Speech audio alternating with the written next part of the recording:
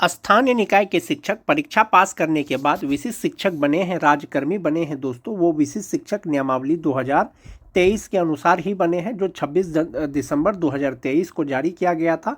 और नियमावली में स्पष्ट ये दिया गया था कि ये जो विशिष्ट शिक्षक नियमावली है, बिहार राज्य विद्यालय अध्यापक नियमावली 2023 के तहत नियुक्त किए गए विद्यालय अध्यापकों के समान करने के लिए ही बनाया गया है।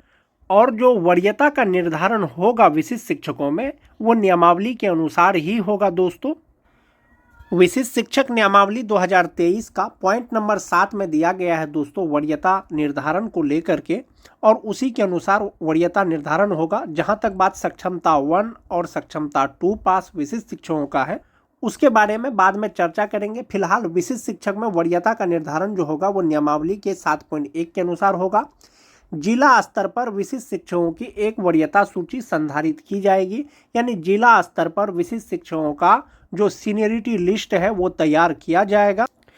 शिक्षकों की प्रत्येक श्रेणी यथा प्राथमिक, मध्य माध्यमिक और उच्च माध्यमिक के लिए विषयवार अलग वरीयता सूची तैयार की जाएगी, यानी सभी शिक्षकों का जो श्रेणीवार, जैसे 1 to 5 के शिक्षक होंगे, 6 to 8 के शिक्षक होंगे, 9 to 10 के शिक्षक होंगे या 11-12 के शिक्षक होंगे, सभी प्रकार के शिक्षकों का वरीयता सूची अलग अलग तैयार किया जाएगा। जो वरीयता सूची होगा दोस्तों, उसमें डिफ्रेंशिएट किस प्रकार से किया जाएगा, इसके लिए स्पष्ट किया गया है 7.2 में कि विशिष्ट शिक्षकों की वरीयता निम्नलिखित मापदंडों के अनुसार तैयार की जाएगी। सभी विशिष्ट शिक्षकों का वरीयता निर्धारण के लिए कुल 4 पॉइंट दिया गया है दोस्तों विशिष्ट शिक्षक नियमावली 2023 में। इसमें पहला नंबर पॉइंट है कि स्थानीय निकाय के शिक्षक के रूप में प्रशिक्षित वेतनमान प्राप्त करने की तिथि से। दूसरा है, जहां 2 शिक्षक उपर्युक्त मापदंड क के अनुसार एक ही तिथि साझा करते हैं, उनकी जन्म तिथि वरीयता तय करने के लिए मापदंड होगी। तीसरा है दोस्तों, जहां 2 शिक्षक उपर्युक्त मापदंड ख के अनुसार एक ही तिथि साझा करते हैं, तो अंग्रेजी वर्णमाला में शिक्षक का नाम वरीयता तय करेगा। उसके बाद है दोस्तों, उपर्युक्त मापदंडों में फिट नहीं होने वाले किसी अन्य मामले का निर्णय विभाग द्वारा किया जाएगा, वो भी बाद में किया जाएगा। अब इसको स्पष्ट रूप से एक बार फिर से समझ लेते हैं दोस्तों। इसमें जैसा कि दिया गया है कि स्थानीय निकाय के शिक्षक रूप में प्रशिक्षित वेतनमान प्राप्त करने की तिथि से, यानी कब से आपको प्रशिक्षित वेतनमान मिल रहा है, चाहे वो सक्षमता 1 पास विशिष्ट शिक्षक हो, चाहे वो सक्षमता 2 पास विशिष्ट शिक्षक हो। नियमावली में अलग अलग डिफ्रेंशिएट करके कुछ भी नहीं दिया गया है दोस्तों। विशिष्ट शिक्षक जब भी बनेंगे, जब भी ज्वाइन करेंगे, उनका जो वरीयता का निर्धारण होगा वो प्रशिक्षित वेतनमान प्राप्त करने की तिथि से होगा।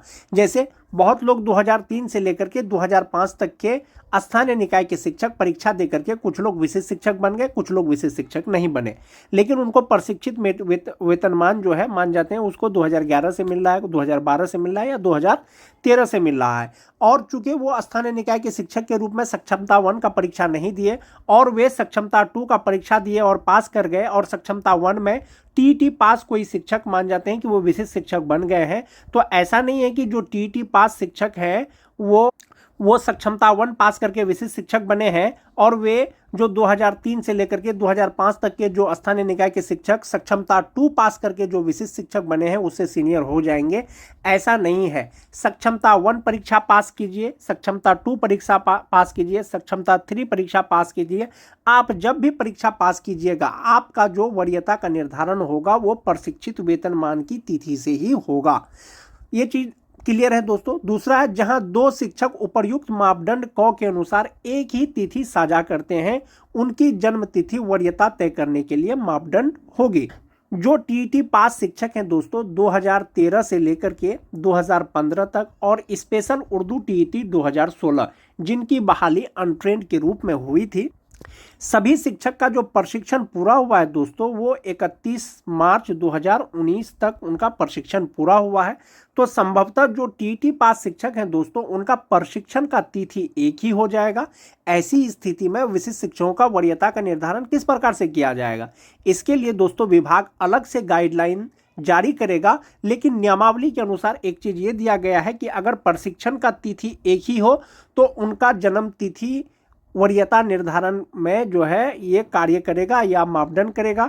चूंकि 2, 4 5, 6 या 100 शिक्षकों का बात नहीं है दोस्तों कि एक ही तिथि साझा करते हैं तो उनका जन्म तिथि के आधार पर वरीयता निर्धारण कर दिया जाएगा। यहाँ पर हजारों की संख्या में शिक्षक हैं दोस्तों, इसलिए एक ही तिथि अगर साझा करते हैं तो उनकी जन्म तिथि वरीयता तय करेगा।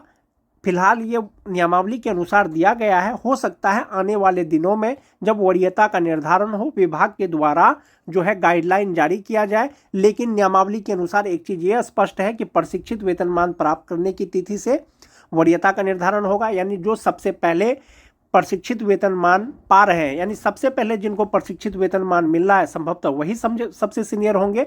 इसमें जो 2003 से लेकर के 2005 तक के शिक्षक हैं, जो 2006 के शिक्षक हैं, 2010 के शिक्षक होंगे, 2016 के शिक्षक होंगे, 2013 के होंगे, 6th फेज के होंगे, ऐसे शिक्षकों में प्रशिक्षित वेतनमान जिनको सबसे पहले मिला है वही सबसे वरीय होंगे।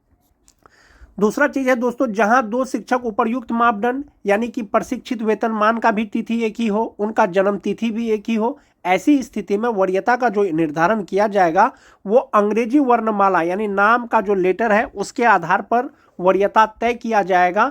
जिनका अल्फाबेट सबसे पहले होगा संभवतः वही सबसे सीनियर होंगे। ऐसा कब होगा दोस्तों? जब 2 या 2 से अधिक शिक्षकों का प्रशिक्षित वेतनमान का तिथि एक ही हो और जन्म तिथि एक ही हो। इसके अतिरिक्त जो भी मामला होगा दोस्तों वो विभाग के द्वारा बाद में निर्णय लिया जाएगा और इसी के आधार पर विशिष्ट शिक्षक का वरीयता का निर्धारण किया जाएगा। सीनियरिटी लिस्ट तैयार किया जाएगा। प्राथमिक विद्यालय का अलग, मध्य विद्यालय का अलग, माध्यमिक विद्यालय का अलग और उच्च माध्यमिक विद्यालय का अलग अलग विषयवार वरीयता सूची यानी सीनियरिटी लिस्ट जारी किया जाएगा। चूंकि विशिष्ट शिक्षक नियमावली के द्वारा ही दोस्तों विशिष्ट शिक्षक स्थानीय निकाय के शिक्षक से राज्यकर्मी बने हैं यानी विशिष्ट शिक्षक बने हैं, तो संभवतः उनका जो वरीयता का निर्धारण किया जाएगा वो नियमावली के अनुसार ही किया जाएगा। अगर इसके अतिरिक्त अगर कुछ होता है दोस्तों, संभवतः आप ये मान के चलें कि नियमावली में जो है संशोधन किया जाएगा। जैसे एक मामला है सेवा निरंतरता का। चूंकि विशिष्ट शिक्षक नियमावली 2023 में सेवा निरंतरता से संबंधित कोई भी गाइडलाइन नहीं दिया गया है दोस्तों, इसीलिए अगर सेवा निरंतरता विशिष्ट शिक्षकों को दिया जाएगा तो इसके लिए बाद में विभाग के द्वारा नियमावली में संशोधन किया जाएगा। विशिष्ट शिक्षक नियमावली के अनुसार विशिष्ट शिक्षकों को प्रोन्नति भी दिया जाएगा, लेकिन कब दिया जाएगा? लगातार 8 वर्ष की सेवा के बाद दिया जाएगा। जो विशिष्ट शिक्षक जनवरी 2025 में विशिष्ट शिक्षक बने हैं, 2033 जनवरी में वो प्रोन्नति पाने योग्य हो जाएंगे। यानी 1 to 5 के जो विशिष्ट शिक्षक हैं वो 6 to 8 के विशिष्ट शिक्षक के पद पर उनका पदोन्नति या प्रोन्नति किया जा सकेगा 2033 में। जो 6 to 8 के विशिष्ट शिक्षक हैं, 6 to 8 के वरीय विशिष्ट शिक्षक के रूप में, जो 9, 10 के विशिष्ट शिक्षक हैं, 9, 10 के 11, 12 के विशिष्ट शिक्षक के रूप में, और जो 11, 12 के विशिष्ट शिक्षक हैं वो 11, 12 के विशिष्ट शिक्षक के वरीय के रूप में उनका प्रोन्नति किया जा सकेगा, लेकिन 8 वर्ष के लगातार सेवा के बाद। जो जनवरी में ज्वाइन किए हैं उनका प्रोन्नति जनवरी 2033 के बाद किया जाएगा। जो मार्च 2025 में ज्वाइन किए हैं तो उनका प्रोन्नति मार्च 2033 के बाद किया जाएगा। 1 to 5 से जो 6 to 8 में जाएंगे वो रिक्ति रहेगा तब होगा, लेकिन 6 to 8 के विशिष्ट शिक्षक वरीय विशिष्ट शिक्षक बनेंगे तो वो अपने ही स्थान में बन जाएंगे, और जो 11, 12 के विशिष्ट शिक्षक वरीय विशिष्ट शिक्षक बन जाएंगे अपने ही पद पे, और जो 9, 10 के हैं दोस्तों वो उपलब्ध रिक्तियों के अनुसार होगा। और प्रोन्नति पाने के लिए जो एसेंशियल क्वालिफिकेशन है दोस्तों वो होना चाहिए। यदि आप बेसिक ग्रेड के शिक्षक हैं, 1 to 5 के शिक्षक हैं, 8 साल बाद यदि आपको स्नातक ग्रेड में प्रमोशन दिया जाएगा, पदोन्नति किया जाएगा, तो संभवतः आपको ग्रेजुएट होना चाहिए। BA, BSc, BCom जो भी हो, आपको ग्रेजुएट होना चाहिए। वांछित योग्यता रहेगा तभी आपका प्रमोशन हो पाएगा।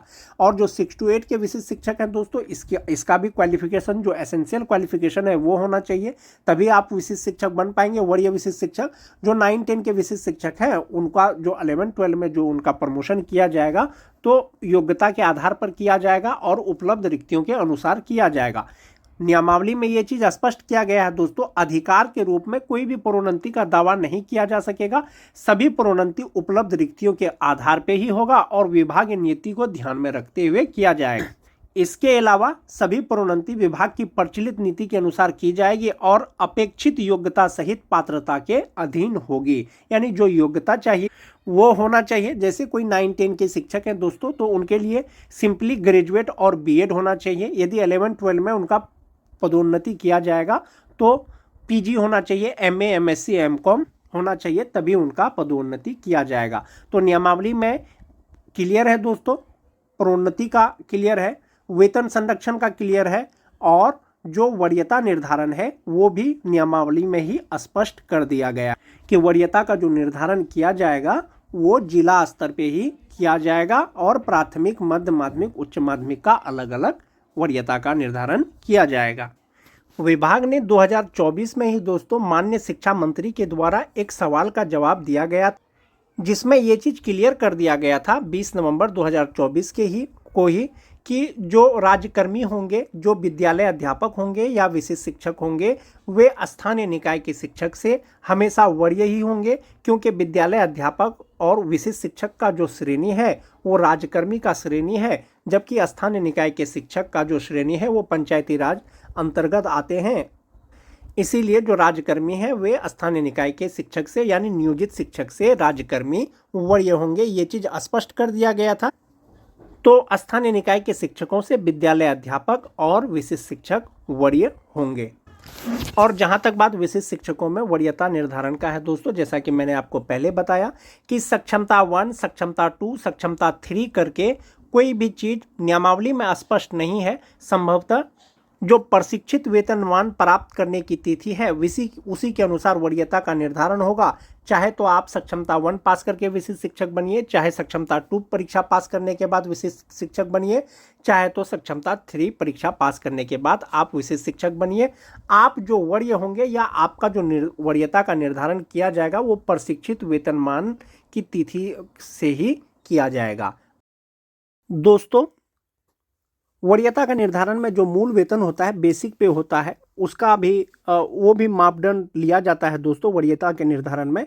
अगर बात करें जो नियोजित शिक्षक हैं दोस्तों, 2003 से लेकर के 2022 तक बहाल जो भी नियोजित शिक्षक हैं, बेसिक ग्रेड की यदि बात करें दोस्तों तो सबसे ज़्यादा जो मूल वेतन है वो 2003 के जो नियोजित शिक्षक हैं 2003 से 2005 तक, तो संभवतः वही वरीय होंगे। उसके बाद 2006 के नियोजित शिक्षक होंगे, उसके बाद 2010 के नियोजित शिक्षक होंगे, और उसके बाद दोस्तों जो 2013 और 2016 के जो नियोजित शिक्षक हैं दोस्तों, तो सभी शिक्षकों का प्रशिक्षण दोस्तों 31 मार्च 2019 तक हुआ था।